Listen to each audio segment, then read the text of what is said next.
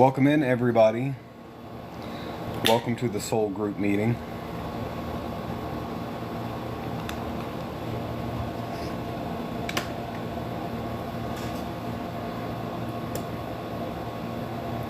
Welcome in, everyone.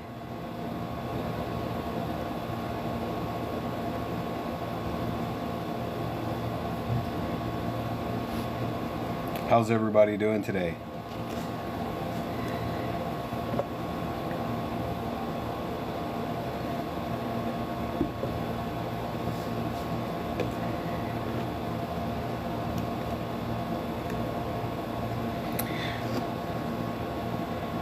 It's good to see everyone. We are here to hold the next edition of the Soul Group meeting. For anybody who does not know what the heck the Soul Group meeting is or what I'm talking about, the Soul Group is a community that we've started here on TikTok for anyone and everyone interested in spirituality and spiritual awakening. The whole goal of this is to create an actual community where you can get to know one another, where we can share our experiences and our thoughts and ideas within a spiritual community without fear of being labeled as crazy or whatever that normally goes in alignment with that. That's what this is. This is a safe space for people to come together and discuss all things of spirit, and not to just come together and discuss things, but truly get to know each other and build a community so that we can lean on each other's knowledge and skills and experiences, because we all have those things. We all have skills. We all have experiences and knowledge, and not one single person has all of that, right? We're all given a tiny little piece of that, like a jigsaw piece to the puzzle, and by coming together we can snap those pieces of the puzzle into place and start to see the big picture. That's what the Soul Group here is all about. We are always looking for new members to join the ranks of our Soul Group, so welcome in. If this is your first time being here, welcome, my friends. It is a pleasure to get to know each and every one of you guys, and I hope that you will introduce yourself and we can begin to get to know each other. But just to give you an idea, we meet, the Soul Group here meets every evening at 7 p.m. Central Standard Time. There are hundreds of members of our Soul Group, and it is a fantastic community. And we come from all walks of life. All of us have different backgrounds in spirituality, and we're all at different places along this spiritual awakening journey. And it is fantastic to have that group of people to relate to share our stories and experiences with, because not everybody out there in the world understands, like the person who just typed repent, right? I cannot tell you how many people I have shared my spiritual awakening experience with who are lost in the throes of a religious institution where thinking for yourself is shunned, questioning authority is shunned, and is considered to be a tool of the devil. And if you were to ask questions and be like, no, wait a minute, where does this come from? Why do you believe that?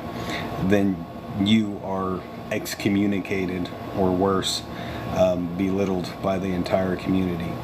And that's really unfortunate, because I believe there is truth in all major religious systems. Almost every mainstream religion at one point or another was created because a person encountered universal truth. They encountered spirit, and then through sharing their experience, a religion was created around it. But at the core of all of those is universal truth. But the problem is, we all perceive the world around us through a set of lenses, and everyone's lens is a little bit different. It's based on our background, our culture, our language, our traumas, all of our subconscious drivers. Everything filters through that lens, and everything we express also goes through that lens. And so when someone encounters universal truth and then they go, relaying that experience to other people, it comes out and is perceived differently through other individuals. And of course, it winds up sounding different. Which is why I think all of the world's religions have some kernel of universal truth embedded within them. There's only one way to heaven, and that's through Jesus Christ. I would be happy to, I should probably just stop here and let everyone know who this is your first time here. I openly encourage the debate and exchange of ideas on here without belittling anybody else. It does not matter what that belief system is. My view is that we should be able to share ideas and beliefs and even engage in dialogue and conversation about those in a respectful way. That's the key, is to be able to do it in a respectful way. But as soon as a person tells me that I am wrong and or evil for my views and my beliefs, and that I'm going to burn in an eternal lake of fire for all eternity because of my views and beliefs, then that's where I draw the line, because I'm not going to tell anybody else that they're wrong. And that's kind of what we're all about here at the Soul Group community, is growing together and getting to experience the spiritual awakening journey with one another. Hello, Anna. Good to see you. Welcome back, Cup of Joe. Hello, Brock. Tweety, I miss you sneaking in here.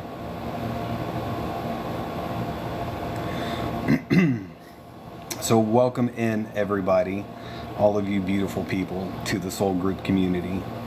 First time here. Thank you for letting me know that, my friend, and welcome in. I'm very excited to have you here. Of course, dog. Of course, atheists are welcome here. I should not have to say of course. It's very unfortunate that you have to do that. And I think that says something about the spirituality community as a whole. I personally believe that there is a God. That does not mean that if you don't agree with me, you're not welcome here. I welcome people from all walks of life, from all backgrounds and beliefs. The only thing that I require to be a part of the Soul Group is that you exchange ideas and interact with people in a respectable manner, as long as you're not bashing somebody else or belittling them or being disrespectful. There's plenty of other groups where you can do that, but this is a safe space to just exist and share and get to know one another.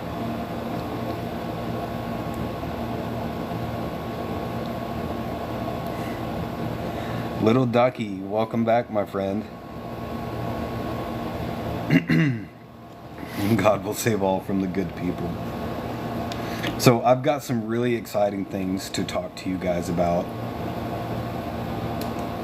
I don't know if you can tell, the regulars that are used to seeing my face up here, but I've added an extra light here because it was kind of dark whenever it gets overcast outside and I was in the shadows, but now I kind of feel like I'm in the spotlight because this light is like right up on my face.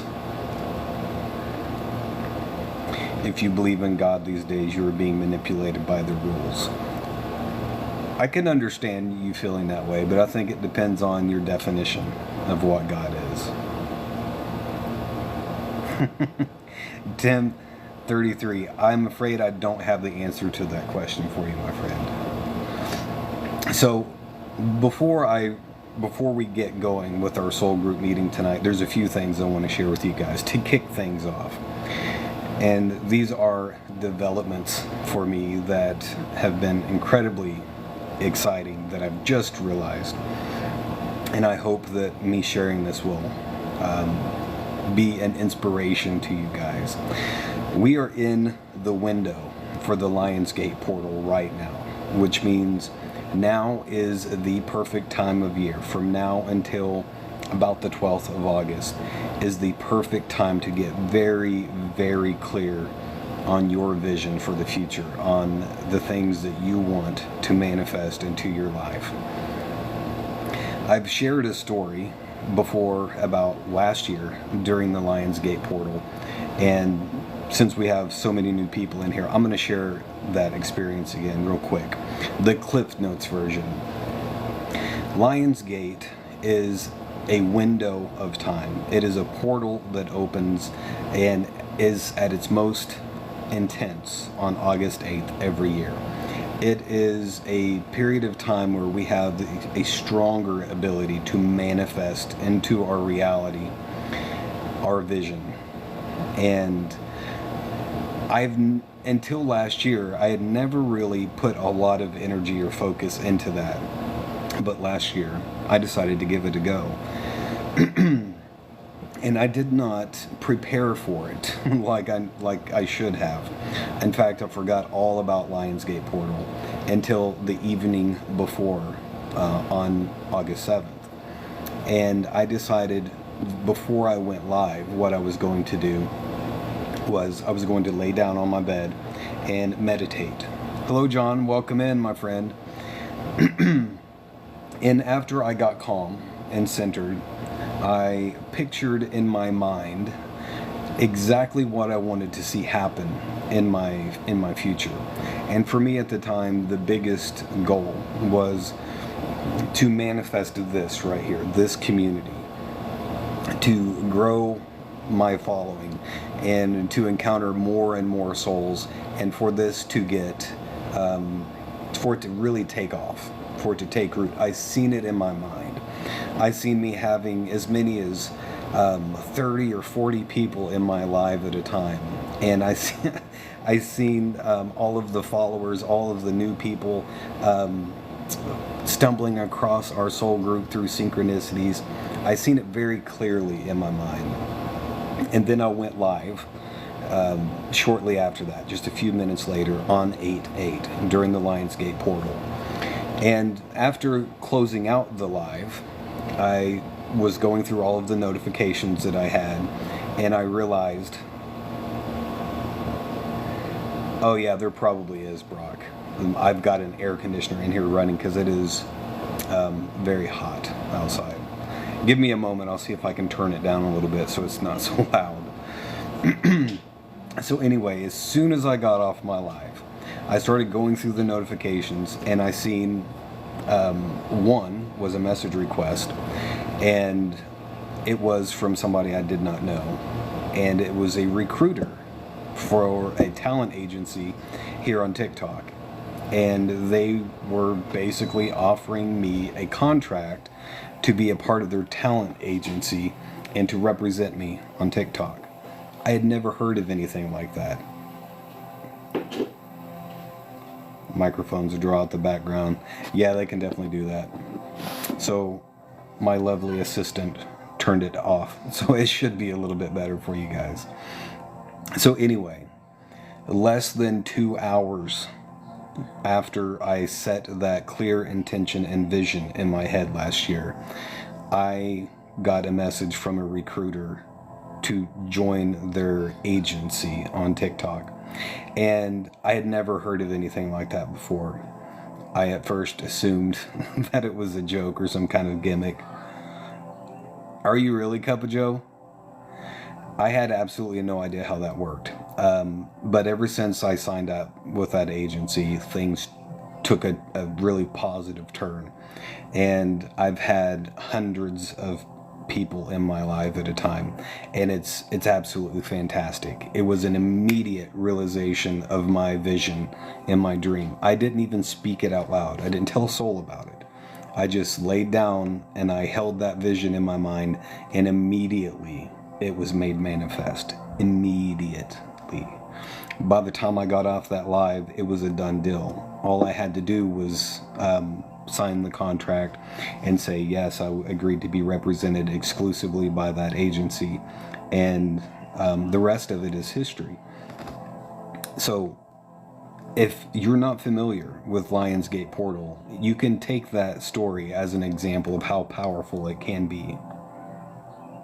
And thank you, John. I appreciate that. And now is the perfect time leading up to Lionsgate. That portal is open right now. Brock, I honestly can't remember. It was a year ago at this point. My memory is not that well. It's not that good at remembering some of the details. But it was very powerful indeed.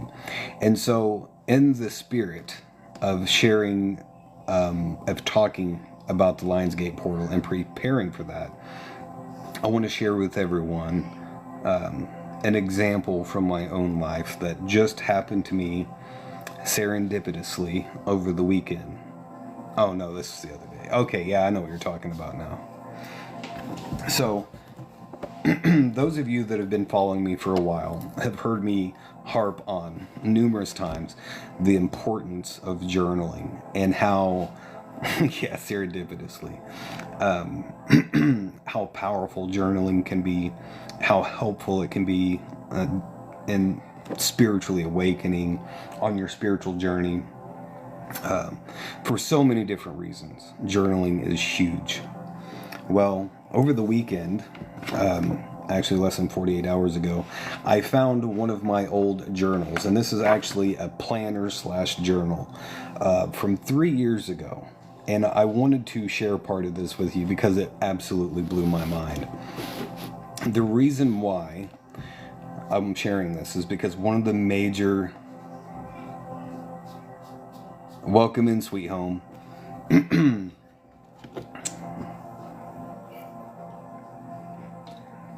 One of the main benefits from journaling on the spiritual path is that things tend to change for us so quickly at times that we're kind of like the proverbial frog in the pot of water that's being raised in temperature incrementally. And before we know it, it's boiling and we don't even notice. You can't see the forest for the trees kind of thing, because we are so wrapped up in our own lives and what all's going on that sometimes we don't even acknowledge or recognize how much progress we've made in a short period of time. And that's exactly what I realized here. Let me get to this place.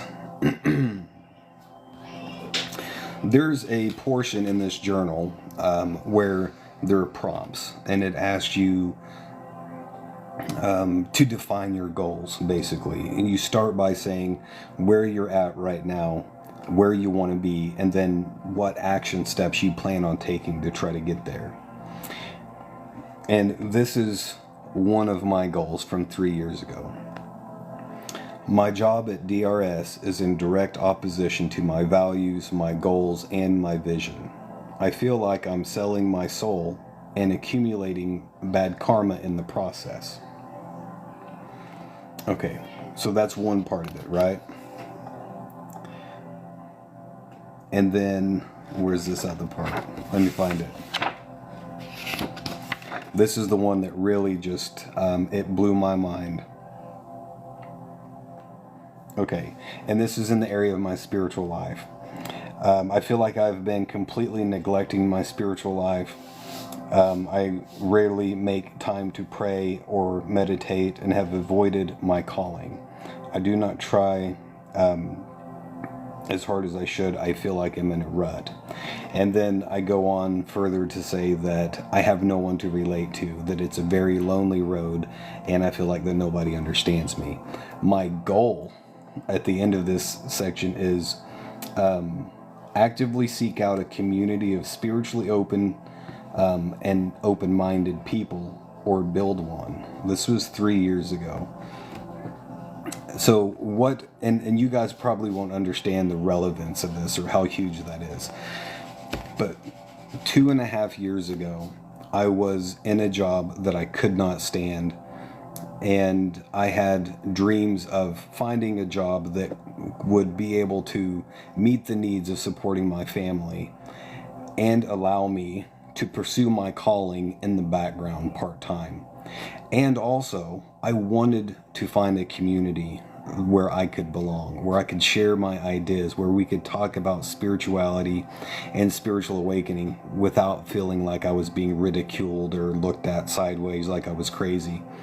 And in 2.5 years' time, I quit that job. I moved out of state to a different location where, unbeknownst to me at the time, I moved into an environment where there was no jobs whatsoever. None. I never in my life had a hard time finding a job. It was always within a couple of days I could find a job, any kind of job. Well, when we moved here, there were no jobs, not even fast food, no kind of jobs at all. And so I was put into a situation where I had no choice but to create a job, to find a way to make money on my own.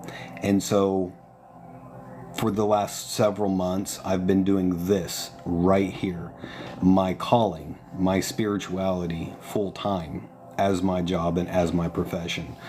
That is far exceeding what my goal was 2.5 years ago. Then, at that time, my goal was to have a job to where I would have enough time to, on the side, kind of pursue my calling and my spirituality. I never even imagined it would be possible for me to be living my calling and living my purpose day to day as a career or as a profession. And then there's the other part about the community. In my mind, I had envisioned a group of people, like 5 or 6 people, where I could get to know and share and open up with. And now I have you, beautiful people, hundreds of fantastic, amazing, compassionate, understanding individuals on very similar spiritual paths. I would have never thought that that would be possible. This has been such a huge blessing to me in less than 3 years.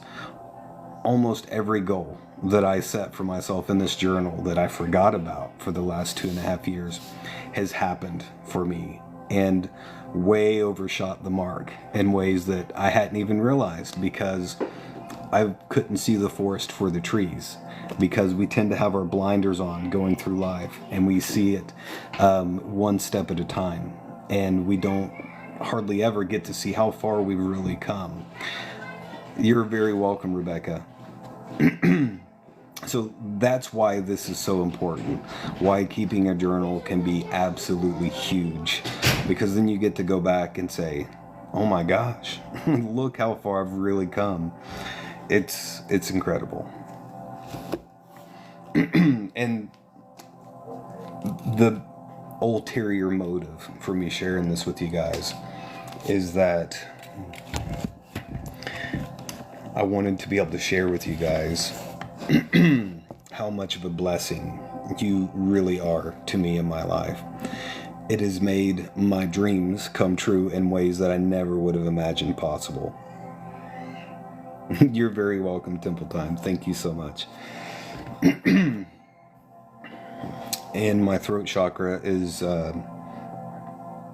throwing a fit. They don't like me to talk. They don't like me to share my truth.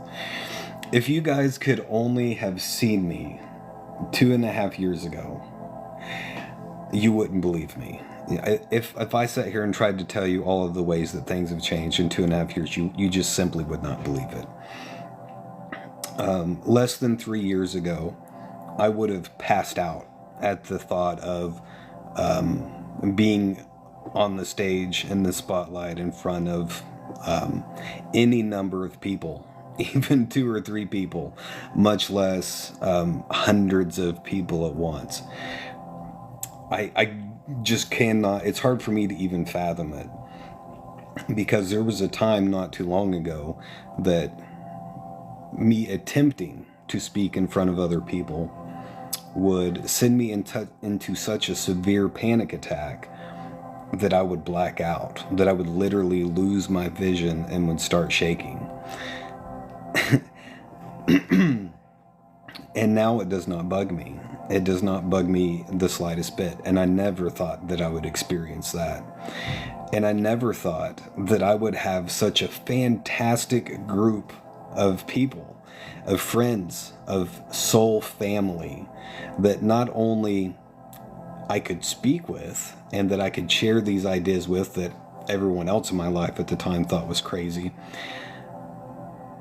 but you guys are like on the same wavelength, like experiencing the same spiritual journey that I am. Of course, everyone's spiritual path is different, but this, it so far exceeds anything that I would have thought possible. It just absolutely blows my mind. I hope that this is encouraging for you guys, because it's hard for me to even put into words that 3 years ago I was stuck in a dead-end job that I could not stand, with very little true connection, no avenue for progressing forward on my spiritual path, no one that I could talk to, that I could share my experiences with, that I could grow with. And in that amount of time, everything is completely done a 180-degree turn. And it's just fantastic. It is absolutely amazing.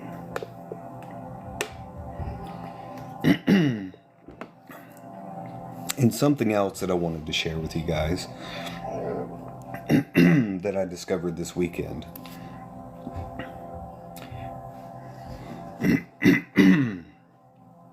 Wow, my throat's really not liking that.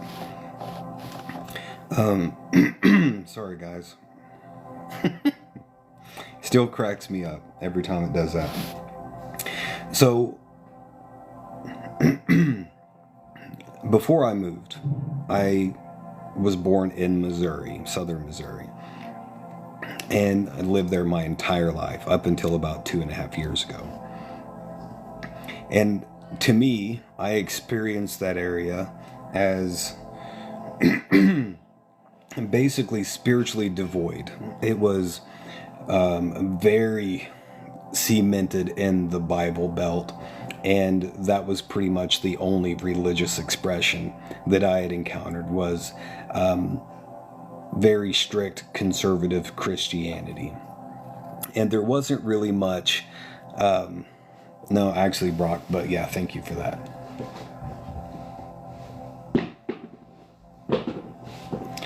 Rebecca, this is a excellent group for you then. Fantastic group. Okay, so the Ozarks, where I was born and raised, seemed pretty spiritually void to me. There wasn't a whole lot of, as far as spirituality went. There's plenty of religion. There's a surplus of that. But I really struggled because I felt like there was nowhere I could belong. No, my people were not there, right? I couldn't find anybody anywhere. And I dreamed about being able to go and visit these places like Sedona and all of the powerful spiritual sites all around the world, or being able to find people like Edgar Cayce, who was able to tap into the Akashic records, and but I always felt like there was none of that to be found anywhere near the Ozarks, right? And that's part of my move into the state where I'm living now, because it's got a little bit more spiritual energy. It's got a little bit more higher vibration to it. Hello, Angela. Well, as most of you guys know, I am a little bit of an addict whenever it comes to books. I cannot help myself. If I go to a store and they have books, I gravitate to the books everywhere I go. So a couple of years ago, I was in a thrift store and I found a book that as soon as I seen it on the shelf, I was like, ooh, piece of candy. You know, yanked it out of the bookshelf, and it had $1 on it. And it was about Atlantis. And I was like, ooh, I've got to buy that book. I absolutely do, Angela. Absolutely. So I got this book and I put it on my must-read shelf of my books. And the problem with that is every time I go somewhere, I gravitate to the books. And I'm always adding more and more books to my must-read shelf. So it got lost. And I had not even cracked the cover on this book. It just sat there on my shelf until the day before yesterday. No, actually, this was yesterday. And I walked past that book and it spoke to me, and I was like, okay. So I pulled it off my shelf and I opened it up, and on the very first page it says, Remembering Atlantis, The History of the World, Volume 1, by the School of Metaphysics, Wendyville, Missouri. And I was like, what? I have never heard of the School of Metaphysics. So I had to Google it and look it up. Apparently, there is this amazing place that was less than an hour away from where I was born and raised in Missouri that's called the School of Metaphysics. It's been there, it was there 20 years before I was born. They have branches all over the world, which I had no idea about. And they specialize in metaphysics. They give classes, certification, and issue degrees in the area of metaphysics. And they have numerous people there who do intuitive readings by tapping into the Akashic records, just like Edgar Cayce. And in fact, they have records of over 100,000 different readings that they've given, using the same techniques that Edgar Cayce did. And the main reason I wanted to share this with you guys is because this was in my backyard. I felt like I was in a spirituality devoid area, like I was alone in the darkness and there was no light to be found. And it was that very mindset that cemented that for me. I was creating that into my reality, but it wasn't the truth. It wasn't the actual reality. The reality is I was surrounded by spirituality and did not even know it. And this book, by the way, called Remembering Atlantis, is a book that they wrote based on these 100,000 different intuitive readings that they had done, where several of them mentioned past lives about Atlantis. So they compiled them all together into this cohesive story about Atlantis from the very beginning up until its destruction about 12,000 years ago. And it is a powerful book. I'm only about a third of the way through it so far. But the main reason I wanted to share this with you guys is to let you know that it's not always, the world around us is not always the way that we perceive it. I was not open to finding spirituality in my environment because I had a preconceived notion about my environment as being a very low vibrational, Bible thumping, very strict conservative environment. And so I assumed there was no serious spiritual resources to be found. But I was dead wrong. Not only was this School of Metaphysics in my backyard, but I've also discovered since then that in that very town I lived in, just outside the city limits, there was a place called the Anatagram, which was a Hindu temple that was set up where a guy since the 70s dedicated his entire property, several hundred acres, to creating this retreat for spirituality. And he hosted monks to come and live on his property, sometimes for a few months at a time, sometimes for several years at a time. And they would give free lessons into meditation and opening of the chakras and all sorts of energetic work throughout these various disciplines. And these weren't just people who were learning these from the outside. They were from the East. They were born in the East, they were raised around that and saturated around it. And they wanted to share that information with our civilization. So they came here, and they were in the same town I lived in, doing this absolutely for free. And I had no idea while I was there. And it also discovered that the Dalai Lama has a summer retreat just down the road from where I live now in northern Arkansas, nestled into the Boston Mountains area. There is a massive retreat there that is home to hundreds of monks, and the Dalai Lama summers there. It's not publicized because they don't want everybody to know about it. You know, they don't want it to be flooded, but I've actually got to go there. And so I'm sharing all of that with you guys to let you know, look around and try to keep an open mind, because you might just have exactly what you're looking for surrounding you on all sides and not have a clue about it because of the way that we perceive the world around us. That was my case. And I truly believe that the light is all around us. An absolute wellspring of support, Brock. I I only wish I had been open to it and had recognized that at a much earlier time.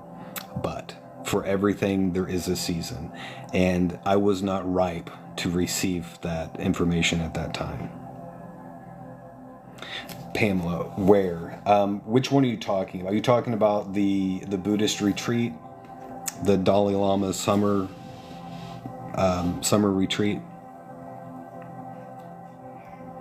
That one is located outside of a small town in Arkansas called Jasper. There is, I'm trying to remember what the actual name of it is, and I can't remember. But it's a fantastic, beautiful area. There's all kinds of quartz all in the ground.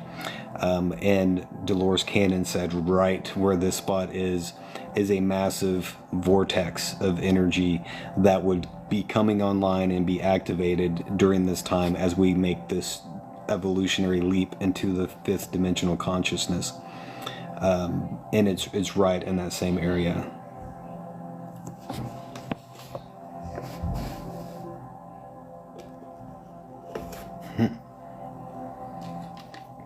I agree, Pamela, 100%. It is time. We are all coming online right now. So I just wanted to share that with you guys as a bit of encouragement, because I've been in the thick of it. I have been in the daily, day-to-day grind, and I could not see the forest for the trees. And I have perceived day-to-day for me as a struggle. I felt like there had not been any real growth, or like I was failing at what I was trying to do. And then I found that journal and noticed how powerfully things have changed for me in the last 2.5 years. And it knocked my socks off. It truly does. So thank you guys, because you have made that possible. It would not be possible without you guys being here. So I owe that all to you.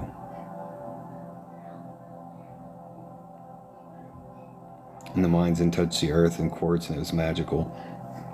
It absolutely is. It's been a while since I've done that. I need to go on another little quest down to the like Mount Ida region, where the bulk of the quartz is at here. There's places where you can go dig as much quartz as you want for absolutely free.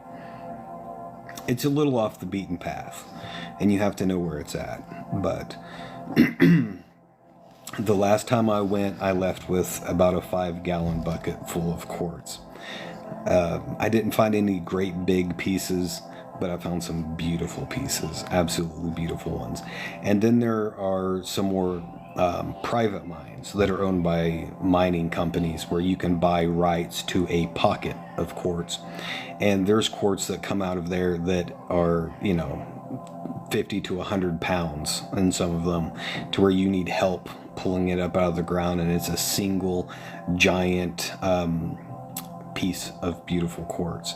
And the quartz crystals in Arkansas are world renowned for their clarity, supposed to be the purest anywhere in the world, which I find incredibly interesting, because there is a brief passage in one of the Edgar Cayce readings where he said that the Atlanteans planted their seed crystals here in the Ozarks.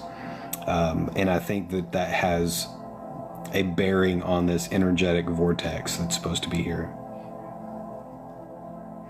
We would trip over them everywhere and go tumbling down the hill. Yeah, in the Ozarks. I know that's kind of wild.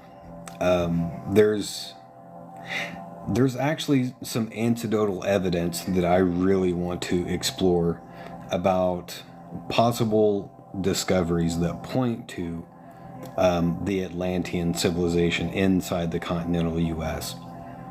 I think that they were, when they had been discovered and people looked at some of the stuff that was found, they misunderstood it as ancient Egyptian artifacts.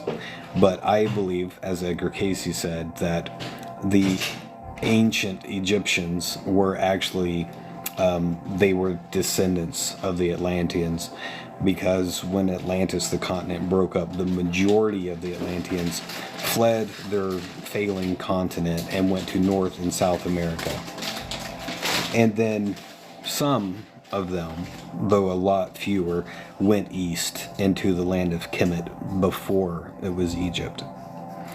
So, according to a few different sources, including both Dolores Cannon and Edgar Cayce, the Atlanteans took root in North America, and several of the Native American tribes that we know of today or that existed in the past were the descendants of the Atlanteans. John, that is an incredible mystery, my friend. It is an incredible mystery. And that's one of the things that is very near and dear to me on my spiritual path. I haven't 100% figured out exactly what it is, but there is definitely a bearing on mass spiritual awakening, the transition into 5D consciousness, Christ consciousness, and the age of Aquarius. That's what the Great Pyramid was built for. There is some stories that go back thousands and thousands of years from several native tribes within North America, especially the Hopi and Sunni in the area of the Grand Canyon, that they believe that their legends have been for thousands of years, that they at one point originated from underneath the ground. They believe that their people lived in the Grand Canyon and that they had all of these massive building structures and temples and everything in there, and then they decided to come up on top at one point, and they trace their origins back to the Grand Canyon.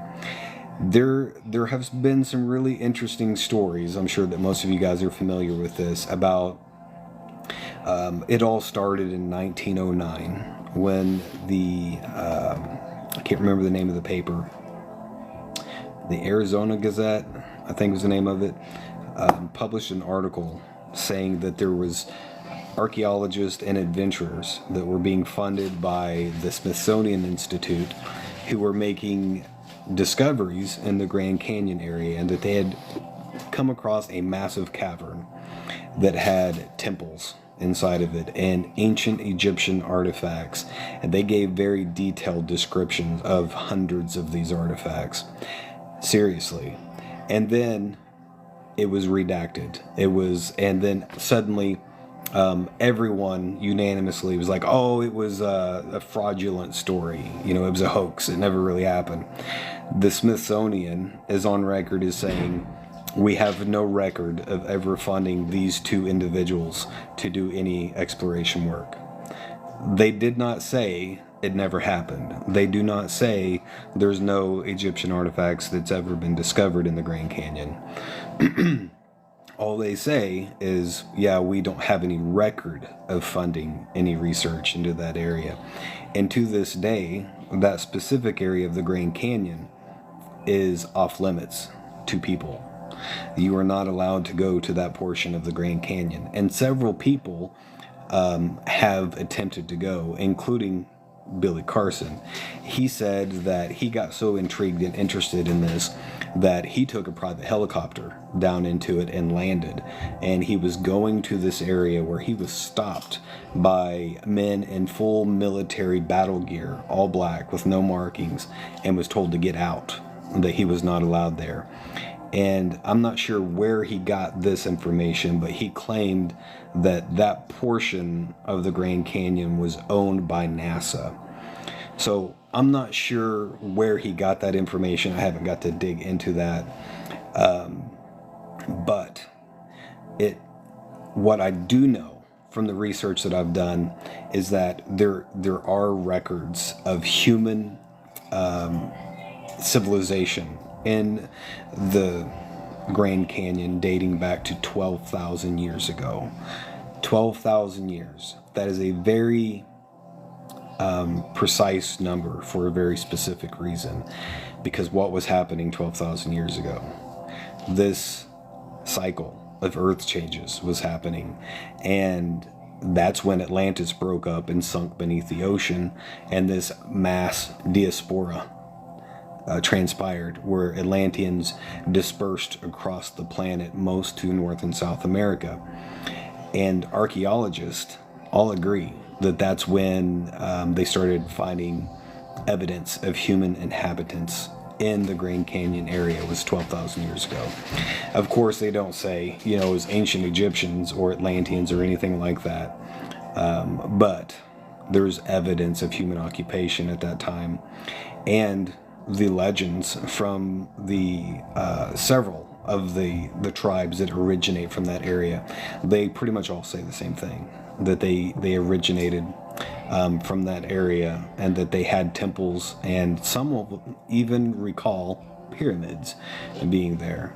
I know it seems absolutely fantastic, like it can't possibly be true, but I firmly believe that there are several places across the planet that are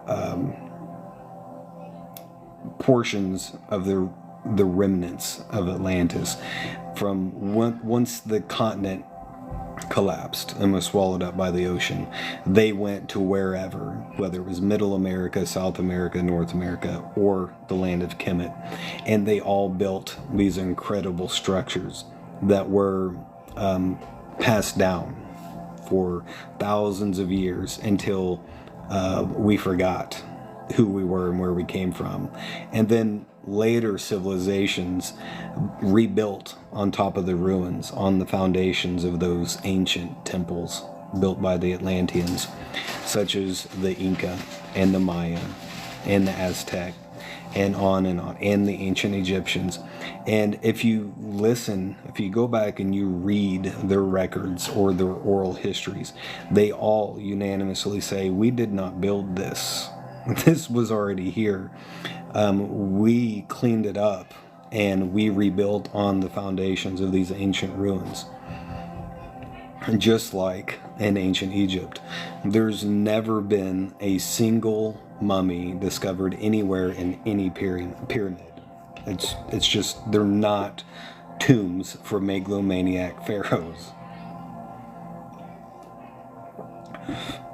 Exactly, Rebecca.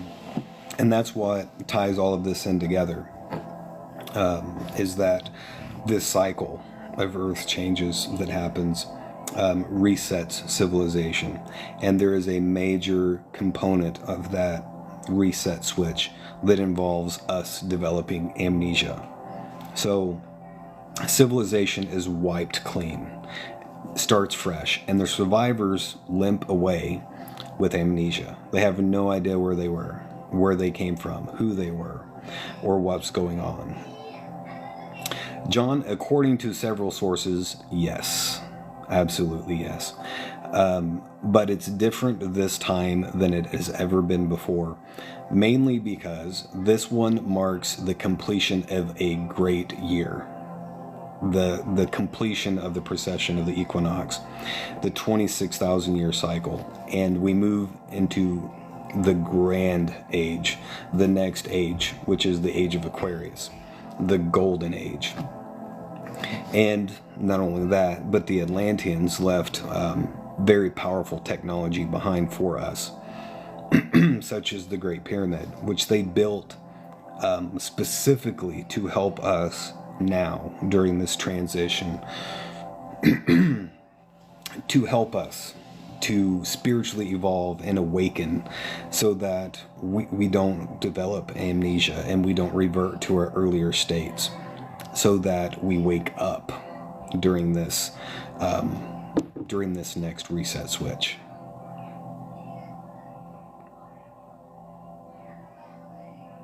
Absolutely, Pamela. Absolutely.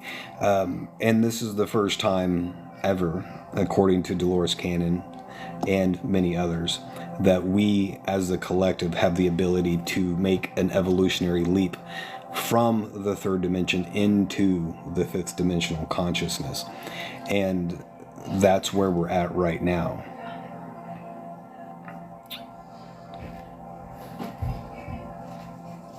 A lot of good questions in here.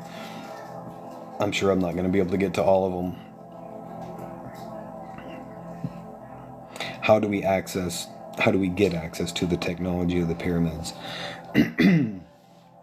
I believe they're working, but I think when the time is right, they will be activated, basically. That might be a part of somebody's life path, someone's purpose, to take upon themselves the activation of the circuitry that's involved with that. I'm not really sure the specifics of that. I've been shown bits and pieces of the big picture of how all of this works. Thank you, Corey. I appreciate that. Thank you, John. I'm glad you're here for it, my friend.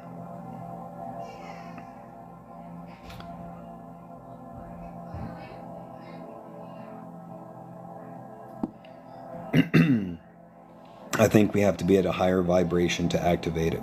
So I firmly believe that this natural cycle, and that's exactly what it is a natural cycle. It's not something that is man-made.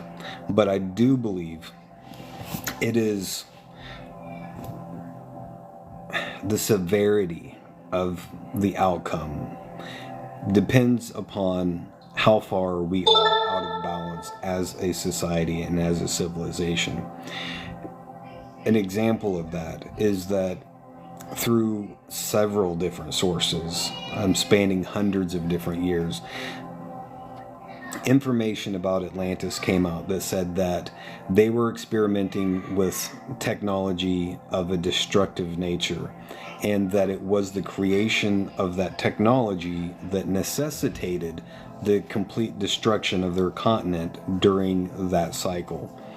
And so I think the degree to which we are out of balance from nature necessitates the severity of the reset, and to where specifically it will be the most severe, because nature has to have balance. And it does not really take a whole lot of deep contemplation to come to the conclusion that we are pretty far out of balance with nature as a collective, as a general rule. Thank you, Rosie, I appreciate all that support. Of course there are exceptions. Of course there are pockets of people who are more at harmony with the earth. But as a whole, especially within Western civilization, we are incredibly out of touch with spirit and out of balance with nature. And I think that's why the United States is perhaps a big target for the recipient of this next cycle that's supposed to happen. There is also an important component of this, which is karma. A lot of people talk about karma at the individual level, but not a lot of people talk about generational or ancestral karma or societal karma. A lot of people aren't even aware that that's a thing or a possibility, but Edgar Cayce mentioned very specifically that karma can be accumulated by peoples. The Bible mentions generational and ancestral karma. And I do believe that as a society we can generate karma as a collective. And if you think about the history of the United States, of North America in general, it got off to a pretty good start. But then when the Europeans came and colonized this area, everything changed. They reigned over the biggest mass genocide in human history, and then built this powerful country basically on the backs of slavery, and created a system of capitalism that is very imbalanced, and it's just really escalated from there. But that is the beginning of the genesis of the United States. It does not have the best history whenever it comes to things like karma. And that's what I was shown in my vision of the future during my spiritual awakening. That's why I seen Yellowstone, the supervolcano, erupting. And that's why specifically Edgar Cayce, while talking about these earth changes that were happening, talked about primarily what would happen in the United States, about all of the coastal areas being submerged or breaking off, and a new vast inland sea opening up through the Mississippi River all of the way up into the Great Lakes. Yeah, there's definitely been some activity in that area for sure. The important thing of all of that is, because this is starting to go down a negative road, and I don't like that, because I don't want to spread fear by any stretch of the imagination. This is all about resetting the scales, retaining balance, correcting imbalances. So it is not a bad thing. It's not an evil thing, but it could be some rough times ahead for numerous people.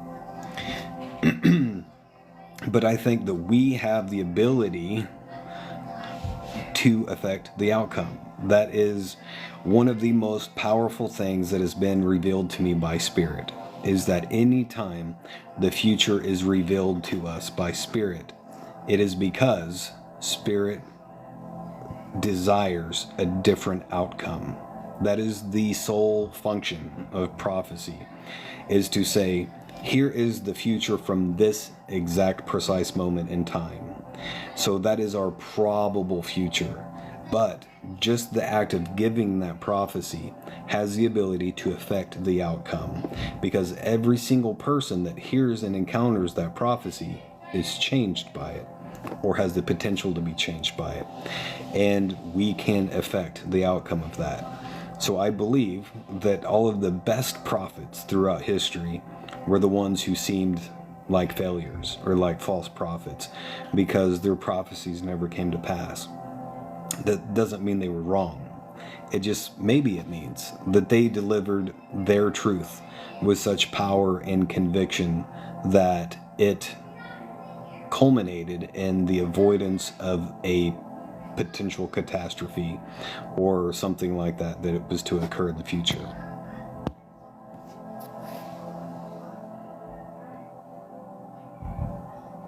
Absolutely, Pamela. And I think that is the key to every single bit of this. And I know that it seems really abstract, and it seems like there's absolutely no way. But I think the absolute key to all of this is by fully healing and awakening ourselves.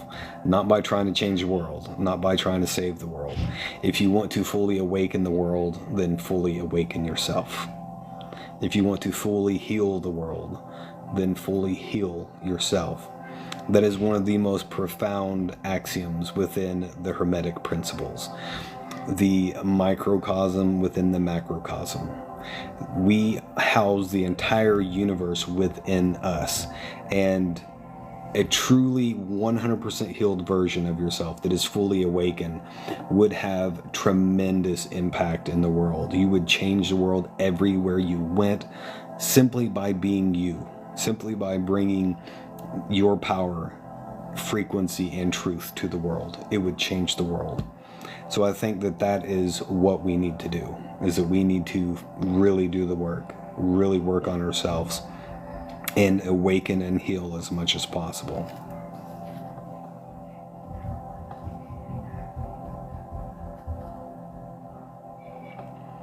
I agree with you, Rebecca, 100%.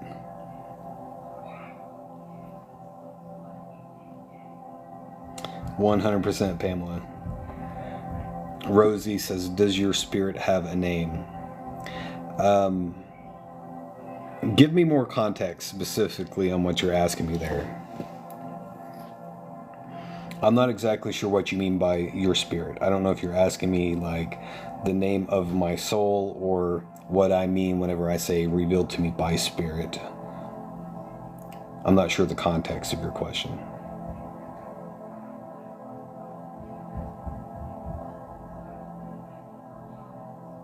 Your face is glistening and causing a glare. Oh, wow. I've got this giant spotlight on me because the last few times I've went live, it was kind of dark. But it might be a little much. My retinas are going to be burning before long. I've never heard it put that way.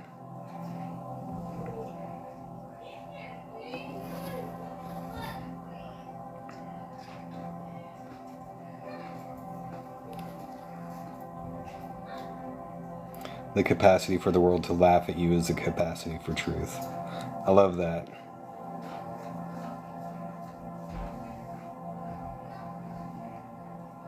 I'm trying to get caught back up with you guys.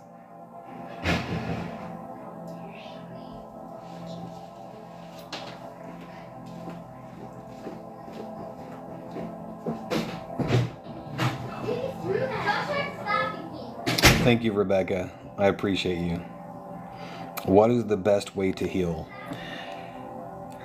The unfortunate truth that I have to share, that has been my truth and my experience, is that there is no quick fix. There is no magic pill.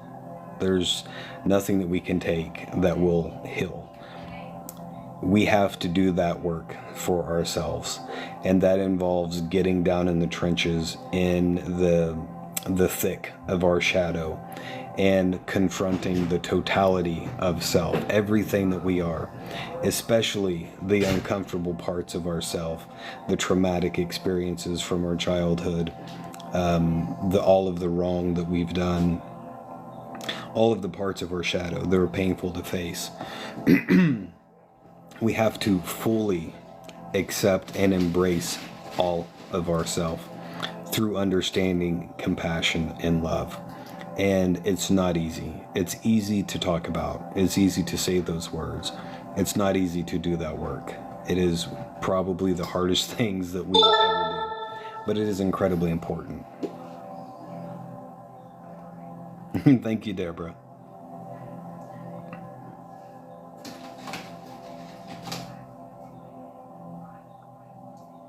Ever hear of radionics? No, I actually have not.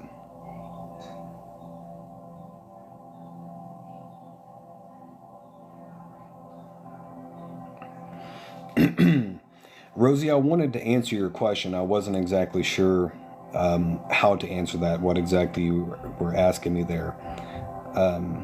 What do you think of the Schumann resonance? Let's talk about that here in a minute. First, let me answer Rosie. I think that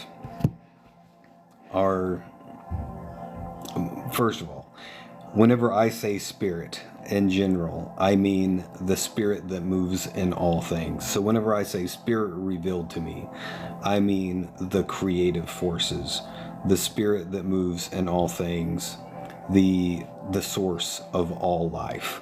And some people call that God. That's what I mean whenever I refer to spirit, and I say spirit revealed to me or spirit has led me to. If you mean more specifically my soul, then yes, I was told the name of my soul is Ikriel, a very interesting and unique name that I've never found anywhere or heard anywhere else. Okay, yeah, that's a different thing entirely, Rosie. And it is important. It is important to discriminate or differentiate between those two because they are not the same thing for sure. Absolutely, Rebecca. Arlena, welcome in, my friend. Did you send me something in the mail by chance? I wanted to put Arlena on the spot, and then I will talk about the Schumann resonance. Arlena, did you send me something in the mail? Thank you so much, my friend. I just got this today, and I've got to tell you, I'm putting you on the spot in front of everybody, and I'm going to share this. This is a gift that Arlena just sent to me in the mail. It wasn't ducks, though. It's funny, we talked about the ducks earlier today. I am so incredibly excited about this, Arlena. Thank you so much. I cannot tell you how excited I am to dive into this.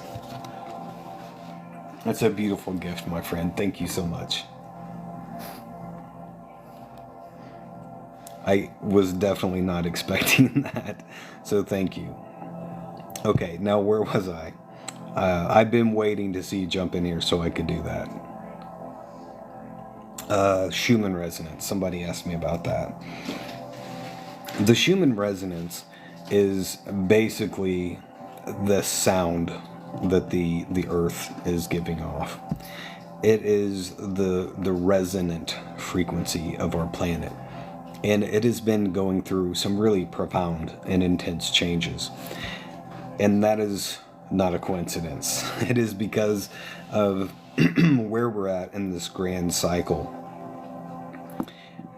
One of my favorite explanations of this was given by Edgar Cayce, and he said that the sun during this time, during this generation, would be the driver for not only all of these earth changes and all of the ways that things are shifting to restore the balance, but it was also the driver for our spiritual evolution, and that it would trigger spiritual evolution in humans and mass spiritual awakenings.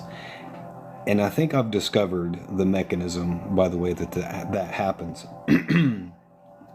Roughly every 12,000 years, our solar system encounters a wave of electromagnetic energy, a current sheet that ripples through the galaxy.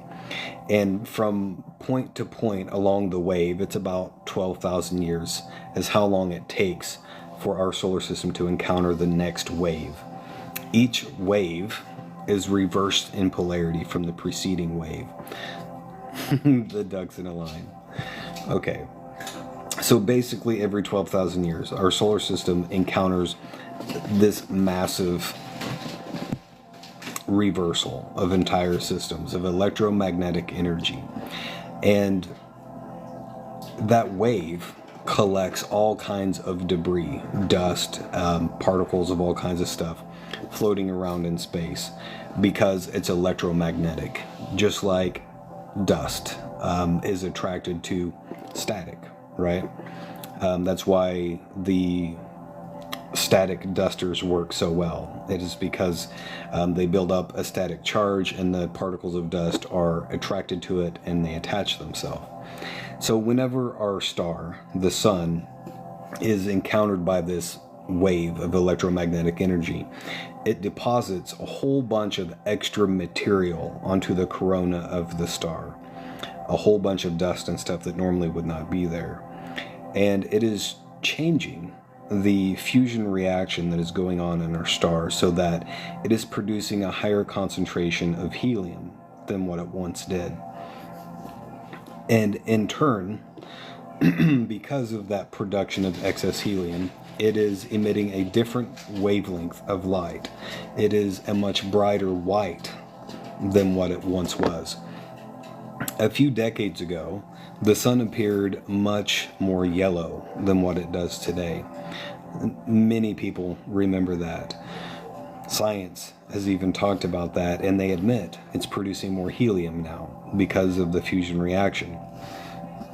So what that means is it's vibrating at a higher rate than what it once was. And the sun, our star, is the source of all energy on the planet Earth. They are locked together through electromagnetic coupling. So whatever happens on the star happens on our planet as well. And since the star, our sun, is vibrating in a higher frequency, so is the earth. It is vibrating at a higher intensity and frequency. And we are also connected to the earth, so that our bodies are beginning to vibrate at higher frequencies as well.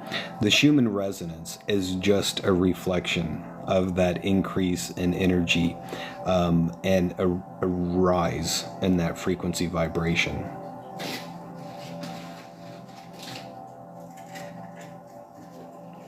You're very welcome, Rebecca. Have you heard of the NASA's Sun Simulator? I've heard very little about it. I came across it in passing, and I did not really even give it the time of day, so I don't know much at all about it. Being told my true soul name years ago. Wow.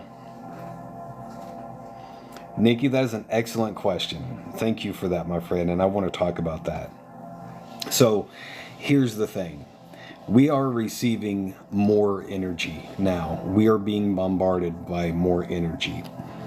Not only is the sun outputting more energy, but because of the electromagnetic polar reversal of our planet, the poles are shifting, and our magnetic field is losing some of its field strength. At least 20% of the field strength has been lost so far. So more and more energy makes it down to the ground and to our bodies. So the energy that's hitting us is of a higher frequency, but primarily it is just energy. And just like any other day of the week throughout human history, we are given energy and we have free will. It is up to us to use our free will and decide how we're going to use that energy. And I think the way that this plays out is that those who are headed down a certain path will continue going down that path. Those, as an example, those who are self-centered and selfish. Are you waving at me? No. Okay. Sorry, guys. Those who tend to be very selfish and self-centered and have very little, if any, concern about anybody else other than themselves, who act out of hatred and violence and fear and all of that stuff, they will get a massive push of energy in that direction. Those who have a little bit more pure of a heart and are interested in awakening, in bettering themselves, in embodying more principles of love and compassion and humanitarianism, they will get a huge burst of energy propelling them in that direction. It's up to us to decide how that energy is made or how it's used. It's up to us. It's extra energy, and it's going to have a massive impact on us. That's why there is a massive influx of people spiritually awakening. Just because the sun is vibrating at a higher rate, and so is the earth, I don't think that that means necessarily that everyone's going to spiritually awaken. I think that what it's going to do is create further division in the world, because the old earth and the new earth is separating. The old age is on its way out. The new age is on the up and coming. And so we're going to see a further division between people. The dichotomy that exists in our society is going to increase. More and more we're going to see exactly, Pamela, the timelines are separating. We're going to see those things intensify, and it's primarily because we are getting pushed by this massive wave of energy, and it's not directing us. It's not deciding where we go or what we do with that energy. That is up to us, and we will most likely continue heading down the path that we have chosen for ourselves. We'll just have a lot more energy headed in that direction. Absolutely, Rosie. We all signed up for this. We all signed up to be a part of this transition, not to just be passive bystanders and witness it. but to be active participants and to have a hand in the mass awakening and the transition into the golden age of Aquarius.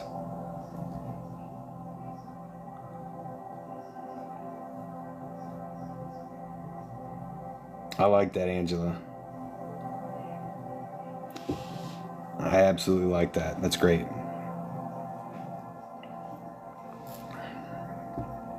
There is an awful lot of transmutation going on right now. It's definitely expedited for sure because people are doing the work. And the beautiful thing about that is the more of us that do the work, the less the burden. So it gets a little bit better with time. But the division, all of the ugliness that seems to be kicked into high gear in the world right now, that's because it's on its way out. It's in its death throes, and it is receiving more energy and more attention right now, so it will continue to grow. But we continue to grow in the opposite direction. Naturally, it's like a group of people walking down a path through the forest and then approaching an intersection. And there is a natural fork in the road, and we're going two different ways, like a timeline. There will come a time whenever we are so far removed that we no longer experience all of the stuff that goes along with the path not taken.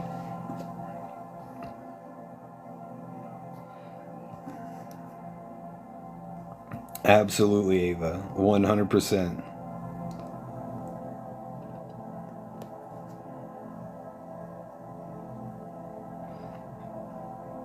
I would absolutely welcome that, Sherry. Oh yeah, Robert Frost is amazing. Absolutely amazing. So, something that I don't think that I've mentioned to you guys yet, but this just popped into my head, and I want to share this story with you guys. I was giving a life path reading for a person, a member of our soul group, a week or so ago. And in the middle of that reading, I got an intuitive nudge to pull a crystal oracle for them. I did talk about this, but I didn't share the full story. Anyway, I was given an intuitive nudge to pull a crystal oracle to supplement their life path reading, which was the one and only time that it ever happened to me. So I listened, and I pulled the card, and the card that popped out was Larimar. And I wasn't very familiar with that crystal, so I had to go and do a little bit of research into the metaphysical properties of Larimar. And every single thing that came up in this reading that this individual needed help with or needed to work on, their spiritual lessons, their connections with other people, the anxiety, every single bit of it was the metaphysical properties of this stone, Larimar. And what's even more amazing is I found out it is known as the Life Path Stone. It is supposed to be the absolute best stone in the world for helping you along your life path, for learning the lessons that you're meant to learn. And it is also considered to be the official stone of Atlantis. And I recently acquired this absolutely gorgeous piece of it. It looks a little off in this light. I don't know why my camera is doing that, but it is, yes, Rosie, from the Dominican Republic. It is absolutely stunning and gorgeous, and it looks just like the ocean. There we go.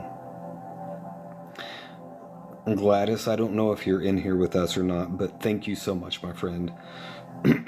It's also supposed to be the best in the world for helping to open and balance several key chakras, especially the throat chakra. So as soon as I heard that, I had to get myself a piece of this. And if you guys don't have any Larimar, you might want to consider going and getting some.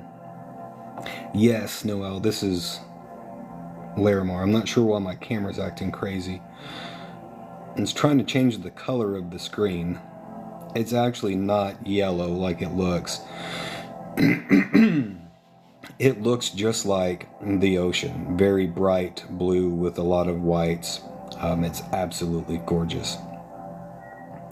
It it is supposed to be fantastic for a lot of things, including helping with stress and anxiety, helping to overcome fears, helping to balance out the chakras, especially the higher four chakras.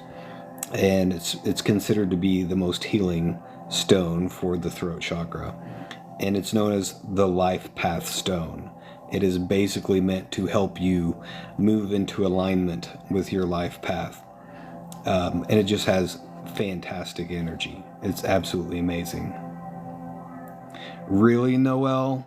Wow.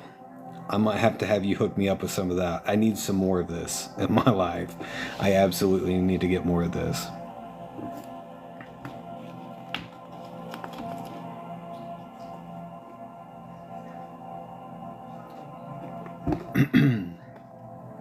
So anyway, finally got to the point where that's all that I had to share with you guys.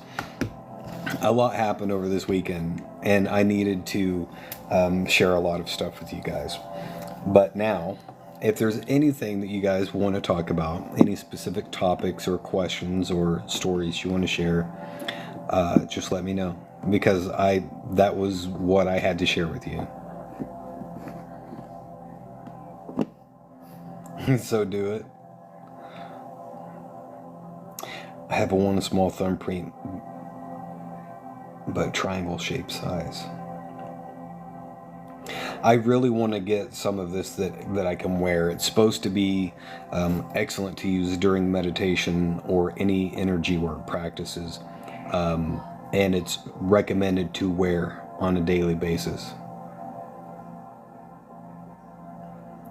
Are you posting this live? I absolutely can. If you guys want me to post a live replay of this on YouTube, I can definitely do that. I've been seeing things out of the corner of my eyes a lot.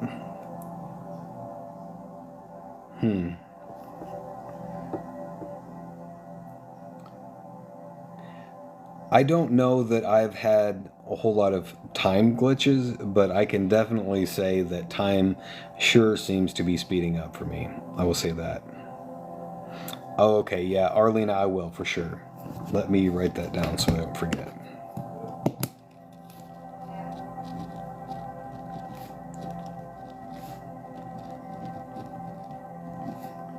It will be available tomorrow.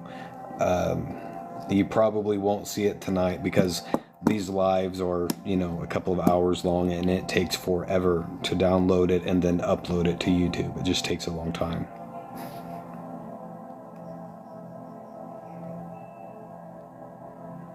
Thoughts on Moldavite? It's not something that I've done a whole lot of work with particularly. All of the stones that I really have are synchronistic. They're ones that I've got either intuitive nudges or they've come into my life through really synchronistic activities, or of course all of the quartz crystals that I've went and dug up.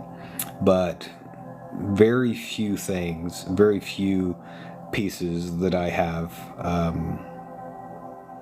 were purchased or acquired under other circumstances than that. And Moldavite for me isn't one that's come up for me.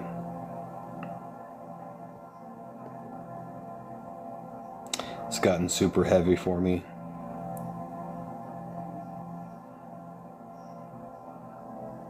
You're most welcome, DNA Dan.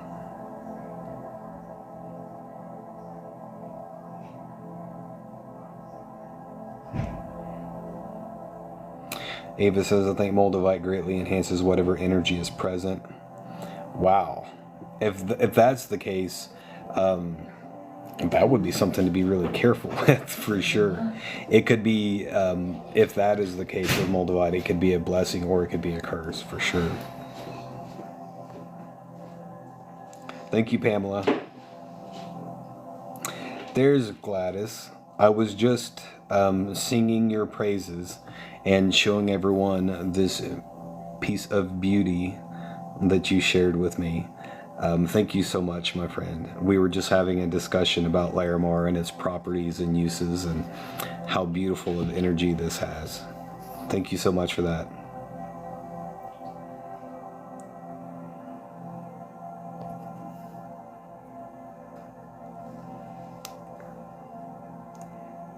Anna Nazaria? Did I say that right?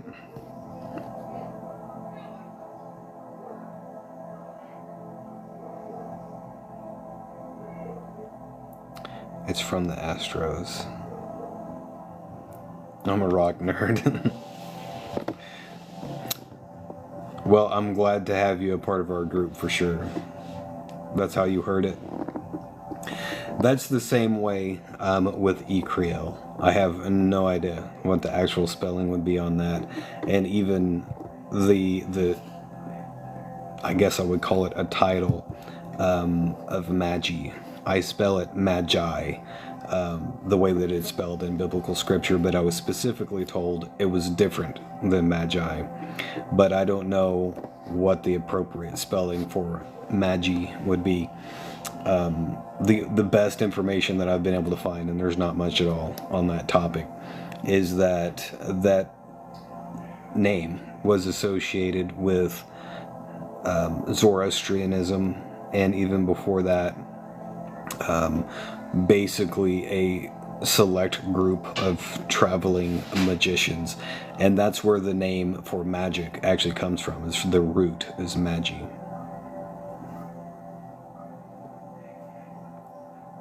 I have some of that stone created in the Seath volcano. It's absolutely gorgeous.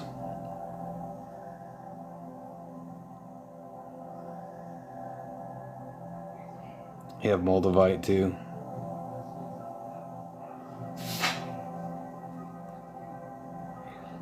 Moldavite would be really intense right now. Really intense. By the way, oh wow, Gladys, yeah, I'd be interested in watching that. Something that I've failed to mention to you guys yet, in case you have not seen this, is we have multiple coronal mass ejections headed towards Earth right now that is set to impact Earth sometime between tonight and tomorrow, and it could be pretty intense. We've reached the point in the magnetic polar reversal that the projections put out by the SOHO Observatory and by NASA and other solar scientists is no longer accurate for CME impacts coming. They are expecting a mid-level geomagnetic storm, but because of the weakened state of the magnetosphere, it really just depends on how well it couples with the magnetosphere. If it directly couples, then it could be a pretty powerful storm with technological glitches and all sorts of physiological effects, and people will probably be feeling it pretty strongly. If it's repelled and kind of primarily is deflected by the magnetosphere, then it won't be that severe. But either way, we're probably going to have some really beautiful auroras visible in either tonight, tomorrow, or the day after that. That's why you're having seizures. Yeah. I felt jittery the last few days with no appetite.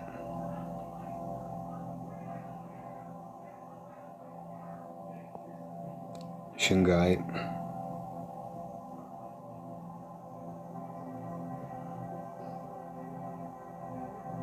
I'm excited to see them. Yeah. So one thing that is important to be aware of, and I think I mention this every time I talk about coronal mass ejections impacting the Earth, is that we as human beings are very intricate and delicate electrical circuits. Our body runs off of electricity. That's what the entire nervous system in our body is a very intricate and delicate massive electrical circuitry. And it is not designed to be completely disconnected from the earth. That cuts us off from our grounding ability. And just like any other electronic appliance or computer or whatever it is with delicate electronic circuitry, it is meant to be grounded to protect against power surges and all sorts of things like that. And that's exactly what a coronal mass ejection and solar storm is a massive surge of energy. And if we're walking around 24/7 wearing rubber-soled shoes and never directly contacting the earth, we cannot discharge that excess energy appropriately, and it can wreak havoc on our system. That's why every time that there is intense space weather, the incidence of cardiovascular incidents such as heart attack and stroke goes through the roof.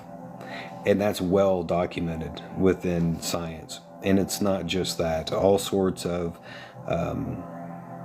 neurological disorders, things like anxiety, stress, depression, panic attacks, all of those things happen much, much more frequently and powerfully during episodes of space weather that are increased like this. Joint pain for sure, absolutely. It also can upset your digestion and headaches, all sorts of things. But one thing that science hasn't really looked into, of course, is the spiritual impacts and the way it affects us. And it seems like different people handle it differently. Certain people, whenever there are powerful solar flares connecting with the earth, they seem to get charged up by it, like they're energized and full of life and energy and vigor and all kinds of things. And then there are certain people who are just completely wiped out, completely drained. I'm one of those people. I tend to feel very wiped out, very drained. I have headaches quite frequently whenever that's happening. And in fact, I'm developing a pretty strong headache as we speak about this. I would be surprised if these solar storms are not impacting the earth right now, or if not, they will be shortly tonight.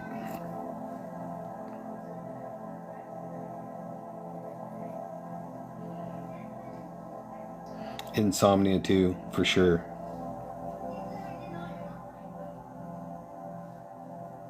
Yeah, the more that you can be barefoot and connected with the earth, the more it will help relieve the symptoms of this excess energy impacting our body. And of course, drink plenty of good quality water in the process as well.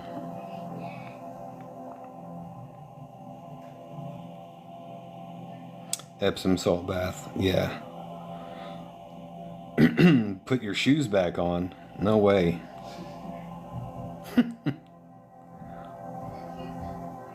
Last year I was so energized but lightheaded and buzzy.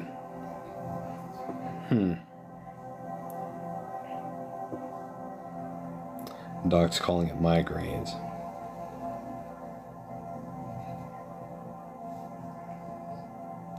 You know, that is something, now that you mention that, Rosie.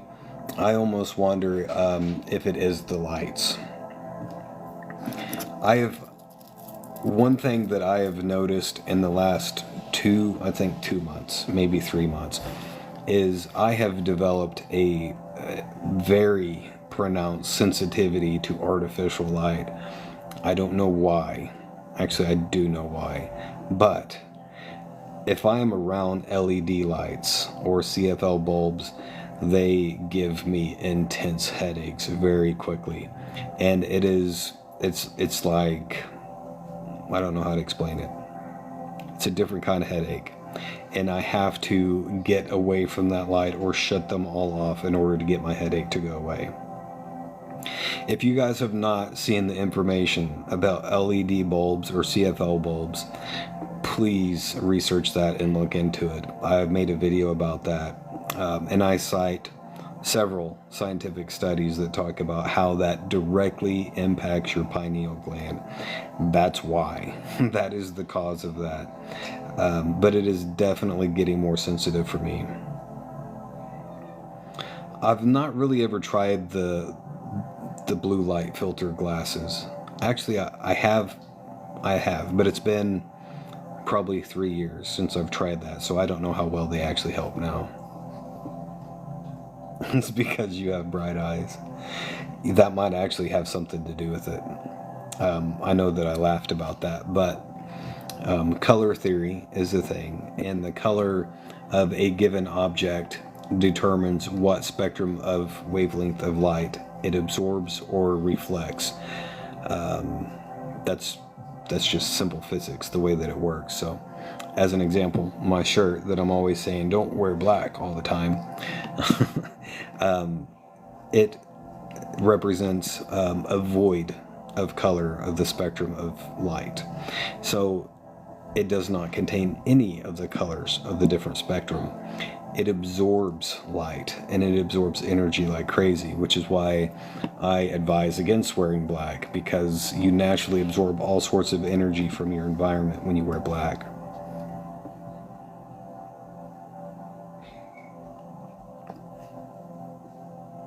Anna, that is an excellent idea, and I think as soon as I get off of here, that's exactly what I'm going to do.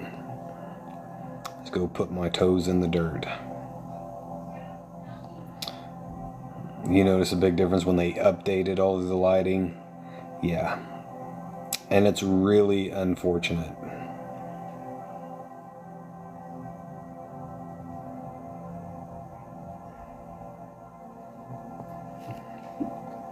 I have a hard time with LED bulbs. They use white noise machines where I work.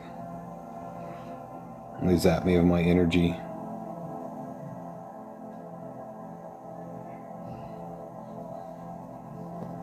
The lights in workplaces seriously affect my decision to take a job or not. I'm glad that you're at that level. That's really where we need to be, in my opinion. It's things like that most people would be like, "What, are you crazy?" and try to, it's because they don't get it. They don't know. But the light bulbs are hugely important. In fact, it goes far beyond just impacting your pineal gland. They can completely regulate your emotional responses, your emotional health. They can trigger anxiety, depression, all sorts of things by controlling the spectrum of the light that's emitted by the LED bulb. They've done dozens of studies about that. And in fact, DARPA they have announced interest in studying LED technology for mind control.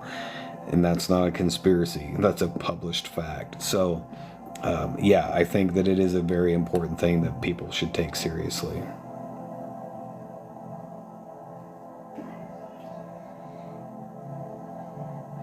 I wear black literally every day. Yeah, I like to give advice on stuff like that, but I don't always follow it every time. So, part of my closet is black and blue. I used to wear exclusively black. That was all that you would ever see me in, was black. And I'm usually relatively safe wearing black around you guys. If you can somewhat control the environment and the energy that you're exposed to, it's not necessarily a bad thing. If you're going to go be around very high vibrational, spiritually minded people, and it is a nice, tightly controlled environment that's full of love and all of that stuff, then wearing black is a fantastic idea. But notice, traditionally, what kind of ceremony do people wear a lot of black to? Funerals, for one. It's traditional that everyone dresses in all black. That might not be a good idea whenever there's all of this intense dark energy, all of the heaviness of emotional going on. Then we all absorb all of that.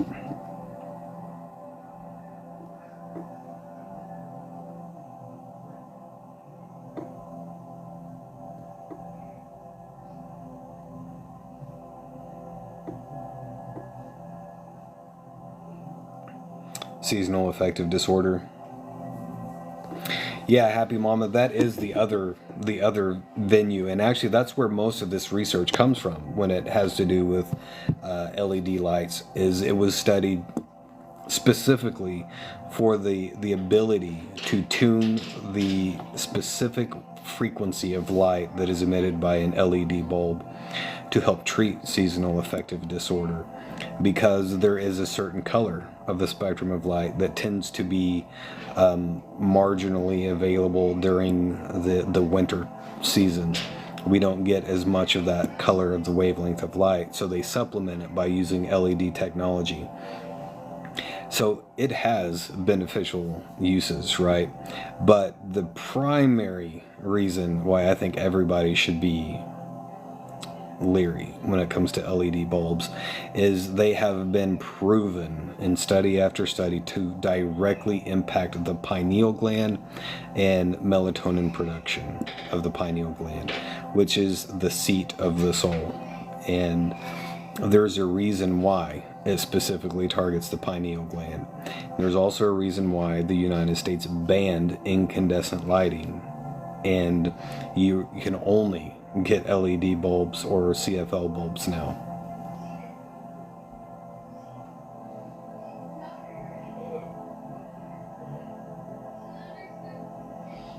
Can't help your heart inside is a little black.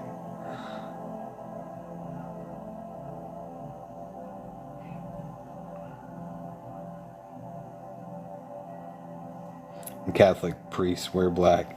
Yeah. So there's nothing wrong with wearing black, but I think it's important to be aware of the implications of it. And it's not just black. There is a frequency resonance with each of the colors. Certain ones correspond to certain chakras. Certain one corresponds to days of the week, to emotions, to thoughts. Certain colors convey certain emotions and certain reactions. And if you know that and you use it consciously, it can be a very powerful thing. But if you're completely oblivious to it and you have no idea about any of that, and you just, you choose your wardrobe, the fabrics, the colors, and everything else based on, the way it looks or whatever, then, as an example, if you're going to a political demonstration or something like that and you're dressed in all black, it might not be something that you want. If you are trying to absorb energy in order to transmute it, then always wear nothing but black. That if that's what you're wanting to do. If you're trying to maintain a carefully and meticulously orchestrated energy field to where you're trying to purify your energy and keep it away from impurities and stuff, then I would recommend completely avoiding the color black.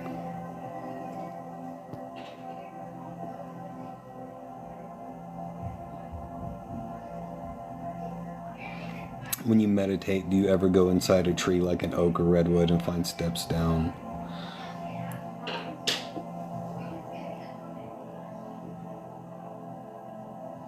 That's a very, very specific question, Cheryl, and I feel like there's a reason why you specifically asked me that question that way. I am very intrigued by that. There is, and I think this was before you stumbled across my content in my live here, but there is an oak tree that is on my neighbor's property that I call the doctor. It is my favorite place to go and meditate, and I haven't got to do that in a while, but I love to lean back against this giant, massive, ancient oak tree and meditate. I don't consciously have any recollection of the specific example that you gave of going down into the tree and following it down to a pedestal holding a book. That is very specific, though. Yeah, absolutely, Gladys. Actually, somebody mentioned to me that they are available on Amazon now, incandescent bulbs. Whenever I first made that video, whenever the United States government first moved to ban incandescent lighting, I looked everywhere, including Amazon, and there was none to be found. But now you can find some on Amazon.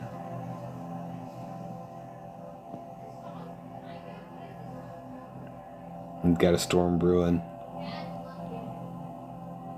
Drove through the redwood. I have always wanted to go see the redwoods. I've not got to do so yet.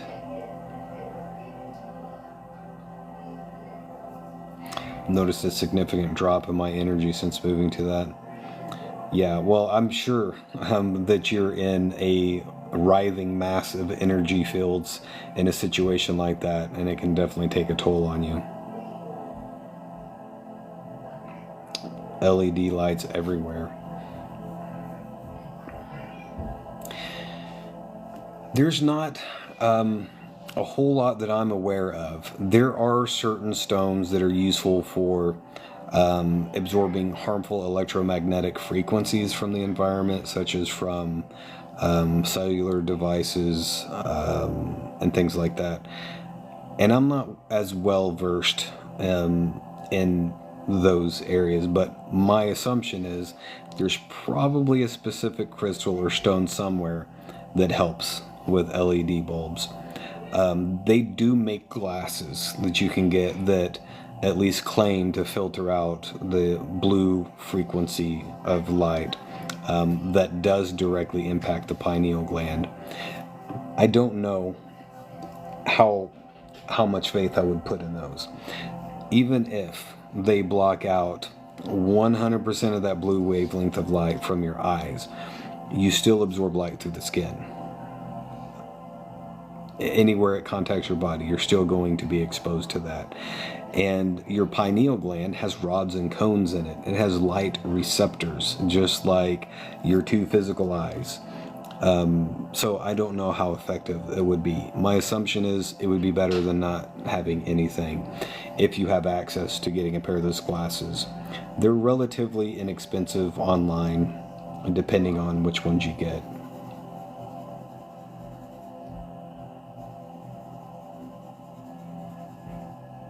The book is connected to the Akashic Record. Huh. Very interesting.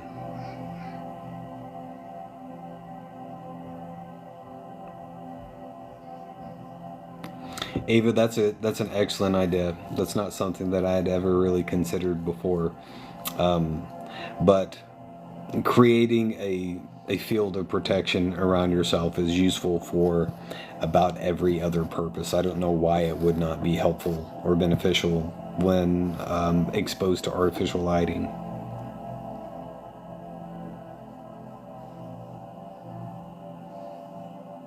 The Schlee stack crystal. I keep hearing you can recharge there too.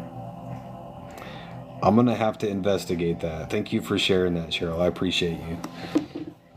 All right, everybody. I'm gonna go ahead and end this live here and get to moving. I want to go outside and put my toes in the dirt a little bit and work on recharging my energy.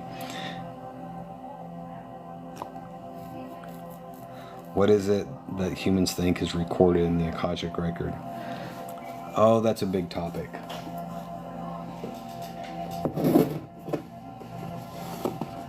Basically, the Akashic Record is like a film.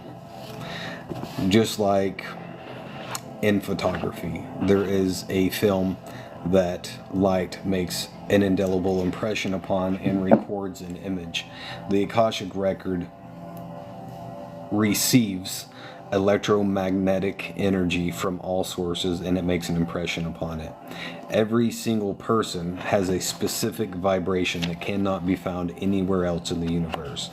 Every thought, action, or deed that you ever experience or emit is sent out into the universe and makes an impression on that film known as the Akashic Record. And it is accessible by all people if it's something that you have developed. And it is categorized according to your specific frequency. So if you are able to gain access to that, you can learn anything that has ever happened, any thought, any action, anything from the beginning of time to infinity. It goes into the future, it goes into the past, and into the present moment. That's basically what the Akashic Record is.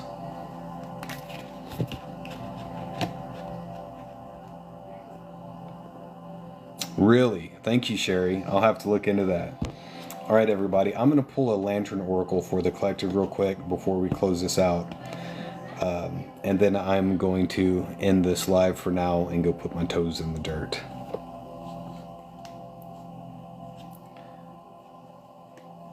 I think it goes beyond human records. I think it is the totality of... it is a record of spirit influencing matter through energy, because that's the way that we impact our reality.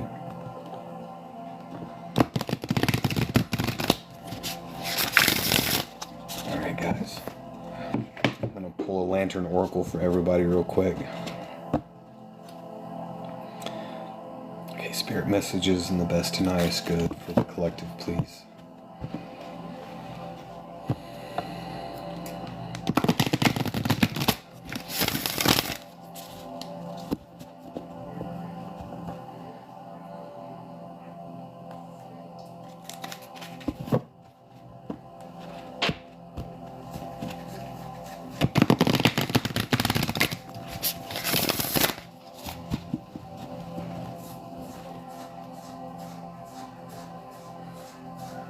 So I'm going to take this time while I'm shuffling these cards to thank you guys for sharing this time and this space with me.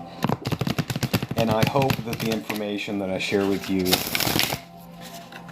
earlier in the live helps you to see how important each and every one of you guys truly are to me and the difference that you've made in my life. It has been truly amazing. For anybody who did not catch the beginning of this live, I will be recording this and uploading it to my YouTube channel.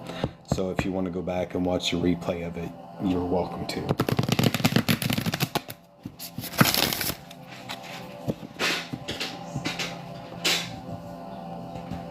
The best ride around the year mowing I could have ever come across. Thank you for that, my friend. Thank you, Brock, for sharing that. I appreciate you.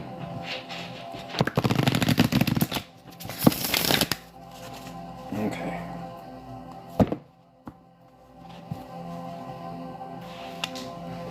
And don't apologize, Cheryl. I appreciate you sharing that with me.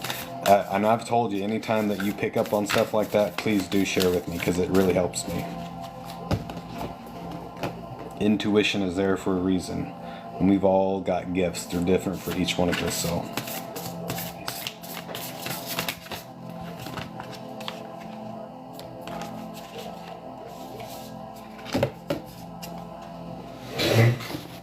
Inspired me to paint. Love that.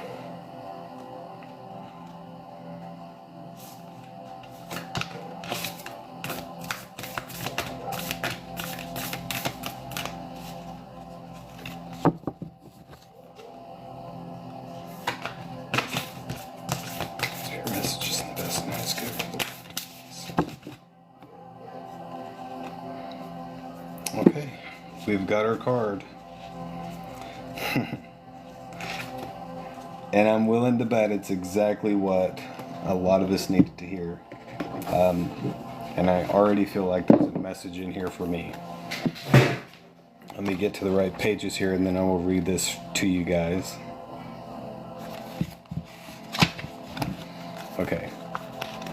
I'll try to hold this up so you guys can take in the artistry of this oracle while I read the reading to you. Renewal. Regeneration begins with decay. Sounds an awful lot like the cycle we were discussing. When the foundation of our life cracks, or the identity we understand ourselves through collapses. It can take some time to clear out the wreckage. It can take even longer to build a new vision and begin constructing our life's new direction going forward from it. Internally, we must first undergo a radical shift in thinking and feeling.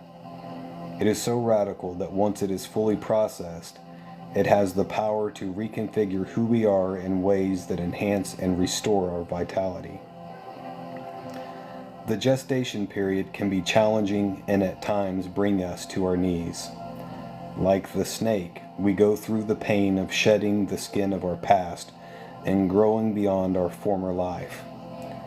It can hurt beyond belief to grieve over all that we need to let go of, especially if we are still heavily attached to or overly identified with what was and who we understood ourselves to be. The feeling of loss can be so overwhelming that it feels like death. This is because it is, metaphorically. This is also the energy being brought to us right now by Pluto and Aquarius. The many non-literal deaths we experience throughout life are for releasing whatever has come to an end. The nature of our continual evolution requires us to rid ourselves of all the debris and allowing for the new. If something has left or ceased to be in our life, we are asked by our spirit self to trust that it is necessary for our highest growth. If we truly need what is lost, we will, in essence, but not necessarily form, find it eventually returned in an improved state. And if not, what is now genuinely right and necessary for us will come in due course. Nonetheless, the shock of what is not the same and painfully missed can continue to shatter and devastate us until we fully comprehend and restabilize from what has ended and is no more. To proceed with the unanticipated is all that remains in our power to do. This often requires a level of maturity and acceptance that we need to develop. Patience is a virtue that it behooves us to have with ourselves throughout these dark periods. Like winter turns to spring overnight, we need to awake one morning with the energy to continue with the incredible lightness of renewal. Renewal takes the time it takes. Nature will not be rushed. However, your spirit self will eventually awaken and shine through you. The featured guardian has shown up to remind you that renewal opens you further into all that you are. It is time to surrender something of who you believe you are to experience how much more of you there is to be explored and enjoyed. I'm getting truth bumps on that one. Long term, it is much more arduous and painful to remain stuck and limited because you have refused to fully shed and leave behind the dead skin of your past. The challenging process of regeneration is all about expanding into your new beginning. Embrace the next chapter of your life and let it be the best one so far.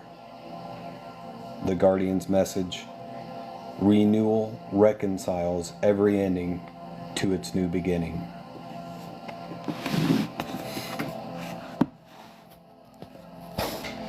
I absolutely love that card, and I was definitely feeling the spirit move on that one.